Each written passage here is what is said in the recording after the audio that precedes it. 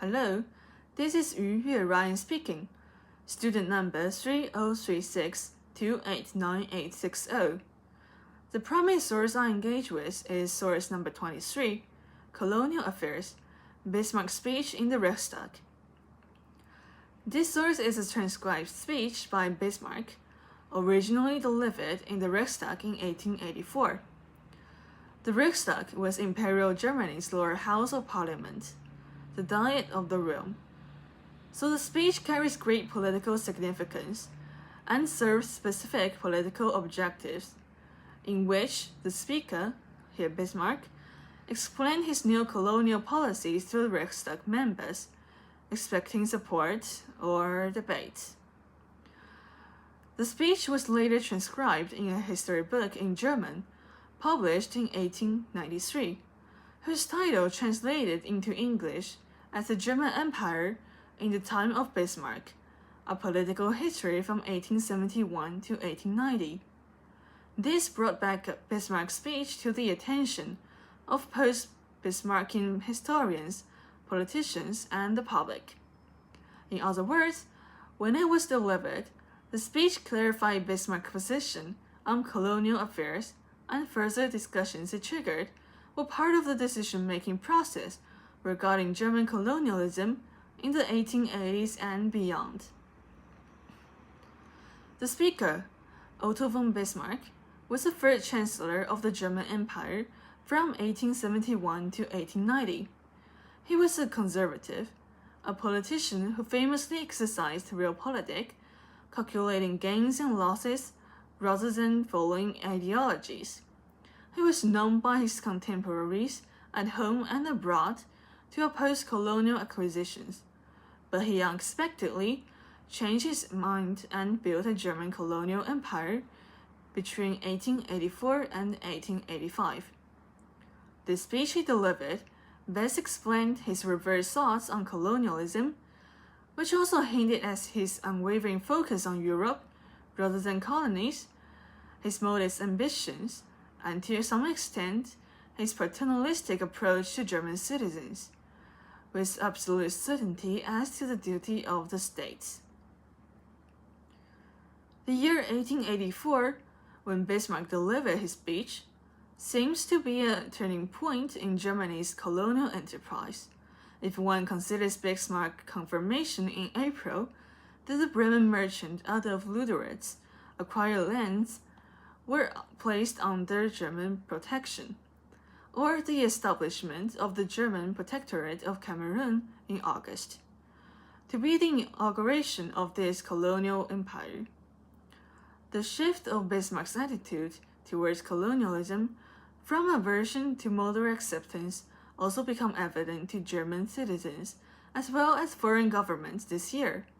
However, these were no more than the culmination of decades of efforts made by merchants and politicians from different factions. And to explain this, we must trace the involvement of arguments for and against colonialism before 1884 in Germany. The Hanseatic merchants were a group of major participants in the debate. Since the mid-19th century, they had well established themselves in small-scale regional economies all around Africa, Latin America, East Asia, and the Pacific, negotiating trade treaties with indigenous tribes on their own, and often exploiting the British trade infrastructure and policies for their security and correspondence. Entering the 1860s, their cosmopolitan network of commerce overlapped with the increasingly powerful German national network, materialized in political institutions, railways, and later the customs union, which integrated the Hanseatic cities of Hamburg, Lübeck, and Bremen in 1888. Somewhere in between the two sets of networks, since around 1880, some but not all Hanseatic merchants looked to Berlin for protection of their properties and secured lands, which was what Bismarck referred to in his speech regarding the genesis of the colonial problem. The Hanseatic merchants constantly appealed to Berlin for patrols along the African coasts or for consular protection. Among these requests, the case of Adolf Luderitz, which I briefly mentioned a few minutes ago, was of great significance. Upon receiving a request for protection over Luderitz's properties in 1882, Bismarck wrote to London to ask if Britain would be pleased to offer the protection Luderitz wanted, an approach like that of the Hanseatic merchants seeking opportunities within the British framework. However, after a full year of fruitless negotiation with London, Bismarck gradually changed his mind and granted Luderitz German protection over his holdings in April 1884. Yet, Luderitz was not the only merchant yearning for German intervention. So, by 26 June 1884, Bismarck had had the colonial problem on his mind for a while and had already made some concessions to colonialism, which can be seen in his handling of Luderitz's request. Demands and suggestions from Hanseatic merchants were not the only factor contributing to Bismarck's new colonial policies. Back to the discussion of the date speech delivery, it is notable that year 1884 was the election year of the Reichstag. Some scholars argue that Bismarck may attempt to win support that he had lost in cultural struggle by appealing to both liberal and conservative advocates for colonialism.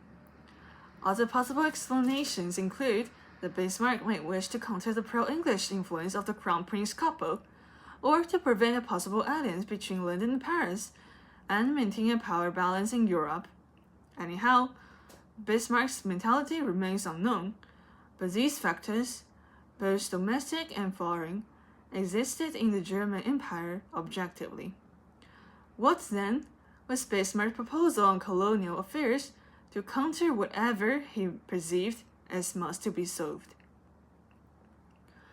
He objected what he called the French system, which requires a government to constantly secure overseas lands and equip them with administration and garrison. Instead, he supported a more pragmatic solution that the nation would authorize the colonizing merchants of farms with charters and leave them to establish and govern their colonies on their own, to which the state would extend protection in terms of jurisdiction and support, but not garrison. Such colonizing patterns were first driven by commerce, but not necessarily national prestige in Bismarck's mind. What he really wanted was to avoid unaffordable costs to maintain overseas colonies and the possibility of breaking the power balance of Europe. From his choice of words, it can be inferred that Bismarck did clearly seek to provide limited support to German colonists and convey such information to the Reichstag through this speech. The American scholar William O. Idelot noted that undoubtedly Bismarck was aware of different indications for different words. Instead of a vague expression, for instance, to put overseas lands under German influence, he used jurisdiction, charter, to give a narrow description of the type of colonialism he meant, also forcefully and clearly. Bismarck was right to express doubt in this speech, stating that he could not foresee the outcome of the policy, for he truly could not. The plan appeared feasible because Bismarck here had only presented a broad outline of the German colonial system without elaborating on its policies, particularly how it would respond to pressure.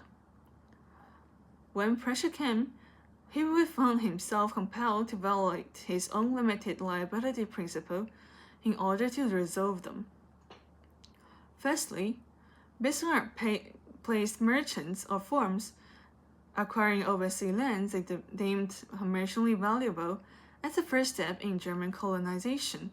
Yet, acquired territories might not be promising, or forever promising. Compared to Britain and France, long entrenched in colonialism, the colonies German colonists could acquire produced little profit, at least less than what the Germans anticipated when they supported the colonial policy. What should the German government do with these unprofitable lands? Whether or not to sell them is one question, and to whom the merchants should be sold is another. Historically, the German government stepped in to intervene when merchants, like the aforementioned merchant Lutherate, have threatened to sell the lands to British merchants. Secondary. Bismarck made no mention of how to avoid stationing or dispatching troops to localities when hostile forces, either indigenous or foreign, did attack. In other words, although Bismarck's speech set out a German approach to colonialism, signaling the late arriving German Empire's ambition to establish its colonial empire, which sounded inspiring to many German merchants as well as colonialism and nationalism advocates at the time, it was overly optimistic. While Bismarck's so-called pragmatic colonial policy could work when lands produced substantial income and indigenous and foreign threats could be overcome, it became costly and troublesome, far from being peaceful and prosperous. Moreover, the Hanseatic tradition of small-scale business coupled with Bismarck's recognition of privately governed colonies prevented the emergence of a large-scale, unified trading company like the British East India Company. Scattered management and self-serving commercial principles would leave German businessmen vulnerable to unpromising lands and threats, in which case the nation was expected and forced to take action. To reiterate, the speech was one occasion where Bismarck stated his intended colonial strategy to the Reichstag, and through implementation, correspondence, and official documents, his policy would further reach the ear of merchants, citizens, and foreign courts. At this stage, the failure of the colonial ambitions was already in the air. Thank you.